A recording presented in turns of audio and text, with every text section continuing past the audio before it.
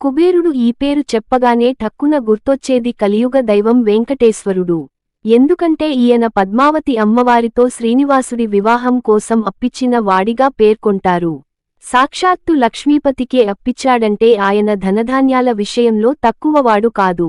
ఎవరైనా ధనవంతులను కుబేరునితో పోలుస్తారు.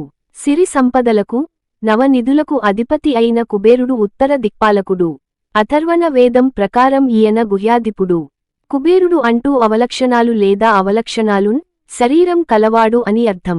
పేరుకి తగ్గట్టుగానే ఆకారంలో ఈయన పొట్టిగానూ, పెద్ద బాణ లాంటి పొట్టతోనూ, 3 కాళ్ళు, ఒకే కన్ను, 8 పళ్లతో ఉంటాడని, ముఖం ఎడమవైపునకు వాలినట్టు ఉంటుందని హిందూ పురాణాల్లో పేర్కొన్నారు.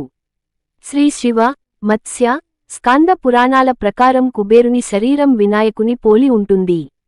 కైలాసం సమీపంలో అలకానగరం కుబేరుని నివాస స్థలం. విశ్రవుడికి భరద్వాజ మహర్షి తన కుమార్తె దేవవర్ణినికి జన్మించినవాడు వైశ్రవణుడు. ఈ వైశ్రవణుడే కుబేరుడు. హిందువులతో పాటు బౌద్ధ, జైన మతాల వారు కూడా కుబేరుని పూజిస్తారు. వైశ్రవణుడు లేదా జంబాలుడుగా బౌద్ధులు పిలుస్తారు. ఈ విశ్వంలోని ఏ సంపదకైనా అధిపతి కుబేరుడే. పద్మ, మహాపద్మ, శంఖ, మకర, కచ్చప, ముకుంద, కుంద, నీల, వర్చస్స అనే నవనిధులు వైశ్రవణుడి అధీనంలో ఉంటాయి. సాక్షాత్తు శ్రీమన్నారాయణుడైన శ్రీ వెంకటేశ్వరస్వామి కూడా తన కళ్యాణం కోసం ధనాన్ని ఈయన నుంచే అప్పుగా తీసుకున్నాడు. అలాంటి కుబేరుడి అనుగ్రహం లభిస్తే అదృష్టం ఏముంటుంది? ఐశ్వర్యానికి అధిపతి అయిన కుబేరుని భక్తితో పూజించే వారికి సకల సంపదలతో పాటు ఆయురారోగ్యాలు కలుగుతాయట.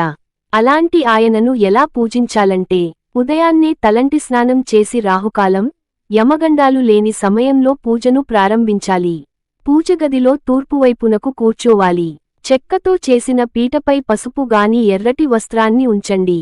పసుపు, కుంకుమ, కొబ్బరికాయ, చందనం, అరటి ఆకు, మామిడాకులు, తమలపాకులు, పుష్పాలు, సాంబ్రాణి, కర్పూరం, నవధాన్యాలు, అరటిపండ్లు సేకరించుకోవాలి.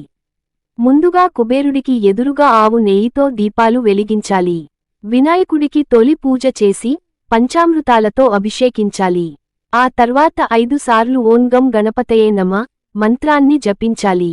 ఓం శ్రీ కుబేరాయ నమః, ఓం శ్రీ మహాలక్ష్మై నమః అనే మంత్రాలను ఒక్కొక్కటి తులసిమాలతో 108 సార్లు జపించాలి.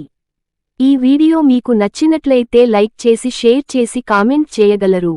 జై శ్రీరామ్, జై జై శ్రీరామ్.